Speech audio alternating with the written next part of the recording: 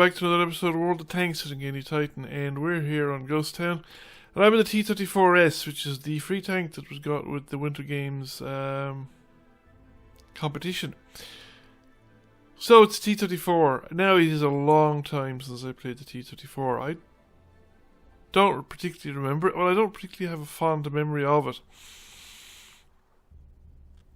But looking back at my stats, I mean, I was terrible when I played the T34. My win rate's like 43% in 90 games with the T34, and in comparison, it's 55% the T34S 20 games. My kill to death ratio is more than double what it was, and my damage caused received is about double what it was back in the day, even though on paper this is actually a worse tank than the fully upgraded T34 Tech 3. So take that as you will. It's got less armor, strangely enough, including on the turret. The turret's better armored. No, that's not to say that it's, you know, a well armored tank. What it is, it's well sloped, so you will get shots bounced because of the slope of the armor, especially if you just keep the tank moving and don't sit still and let the people pick and choose their aiming spots. But if you you can't rely on the armor the same as you could with sort of like something like, I don't know, the heavy tanks, the KVs and things like that. But you can, you will get a lot of bounced shots from this tank. The gun is reasonably punchy and hard hitting, but the Tech 3 tank has better guns.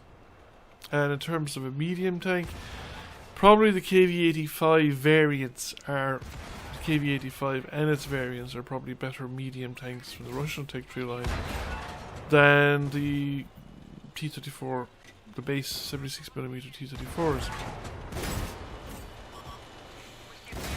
So the paper, like I said, the Tech 3 version at top tier has slightly better armor on the hot turret. It's got better gun handling, better penetration, not a lot better penetration, but somewhat better penetration, faster rate of fire, and a better view range. View range is terrible. I mean, this is with just in the later games. I had played it with the original crew, and I trained up a skill in it, and then I just decided to put it in with my sort of best light tank crew just to maximize the view range and see what the performance of the tank was like with that. And this is one of the games that I had. So in this game you can see that my my view range is almost but not quite as far as my well, on the move. My moving view range is slightly further than slightly short of my detection range, whereas my sitting still view range is slightly longer than my detection range.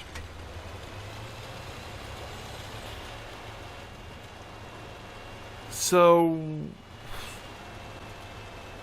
binoculars actually might be a better thing to put on this tank than coated optics.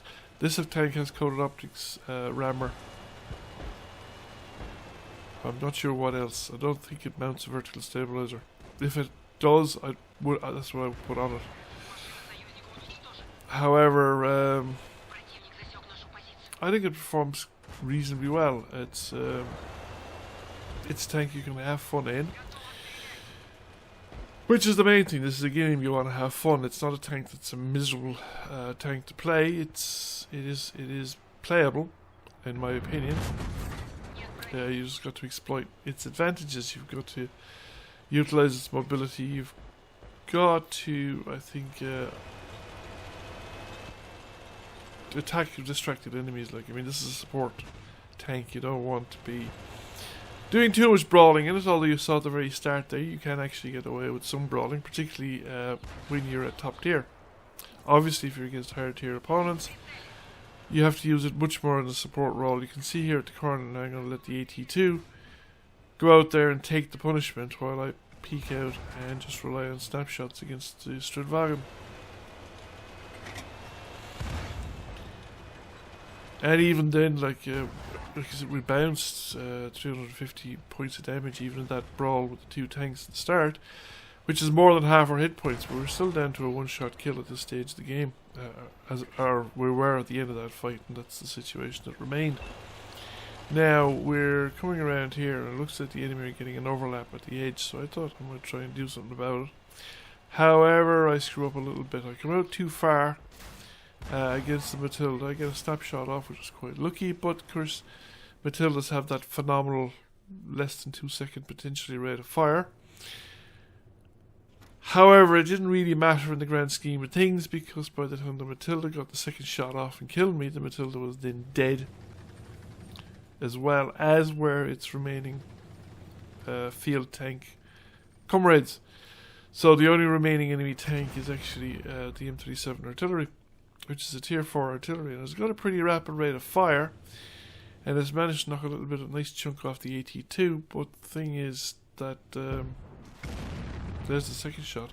It's not that accurate, and it's already, we've got tanks within line of sight of it, and I think the other tank destroyer is also an AT2, which is in somewhat better shape, so I think, you know, the M37 was pretty much doomed anyway. So overall, I think it's a decent crew trainer. It's a tier 5 tank. It's not the worst to play. It's not the best. It's alright, especially for a free tank. It's really good. There's certainly a lot worse tanks than I've gotten. I've gotten free tanks that I regard as pretty much unplayable. We got a first class mastery out of this. We came number 1 by experience. We did over 1,000 points of damage, as you can see, which is, I think, pretty good as well for a tier 5 battle. But if you can keep them alive, you can get that kind of numbers. Thank you for watching. I hope you enjoyed the video. If you did, please press like, comment, share. It really helps the channel out. And if you have not already done so, please subscribe to the channel. I will catch you all again soon. Bye for now.